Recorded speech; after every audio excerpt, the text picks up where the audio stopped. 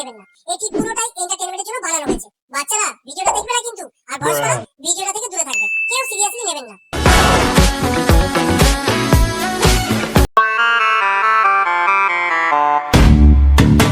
ব্যাস, এদিকটা গোছানো হয়ে গেছে, এবার শুধু ওদিকটা গুছিয়ে নিলেই হয়ে যাবে।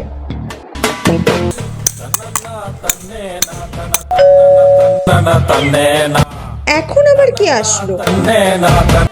সবে তো আজকে শিফট করেছি, নতুন ভাড়া বাড়িতে এখন কে আসলো? ঠিক বলেছো। হ্যাঁ বলুন।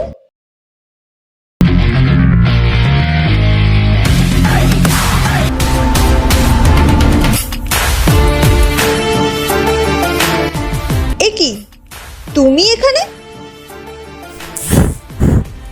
হ্যাঁ আমি, কিন্তু আমাকে তুমি না আপনি করে কথা বল। মানেটা কি?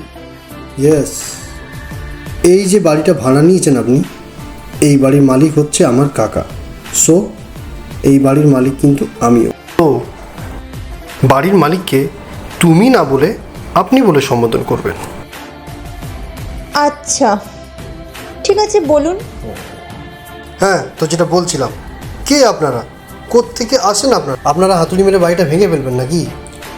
বাড়িটা ভাড়া নেওয়ার সময় আপনাদেরকে বলে দেওয়া হয়নি দেওয়ালে পেরেক মারা নিষেধ? তোমাকে এই কথার? আপনাকে একজন ভাড়াটিয়া একজন বাড়িওয়ালাকে আপনি বলে সম্বোধন করবেন, এটা একটা ন্যূনতম ভদ্র। এই ন্যূনতম ভদ্রতা আপনার জানা নেই নাকি শিক্ষার অভাব, কোনটা? আমার তো মনে হচ্ছে শিক্ষার অভাব।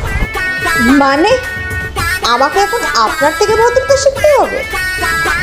অবশ্যই, কারণ আপনার যা ব্যবহার তাতে সকাল দুপুর সন্ধে এই 3 বেলা ধরে যদি আপনাকে ভদ্রতা শেখায় তাতে কম করেও 3 বছর লেগে যাবে। এই যে শুনুন মশাই। মশাই না, বাড়িওয়ালা সাহেব। এই বাড়িতে ভাড়া থাকলে এই বাড়ির নিয়মকানুন মেনে চলতে হবে। বাড়ির একটা অংশেরও যেন কোনো ক্ষতি না হয় সেদিকে সবসময় সচেতন থাকতে হবে আপনাকে। একবার এসে বলে দিয়ে গেলাম, দ্বিতীয়বার এসে যেন বলতে না হয়। কি মনে থাকবে? মনে থাকবে তো? ঠিক আছে, মনে থাকবে। Good girl. আমাকে দেখলে সবসময় নমস্কার, সম্মান দিয়ে কথা বলবেন। আর হ্যাঁ, সাহেব বলে ডাকবেন। আমি কিন্তু বেয়াদবি একদম পছন্দ করি না। সম্মান দেওয়া, নমস্কার করা, দিচ্ছি সম্মান, করছি নমস্কার। মনে তো হচ্ছে এক্ষুনি সারাশি দিয়ে মাথাটাই ফাটিয়ে দেবে।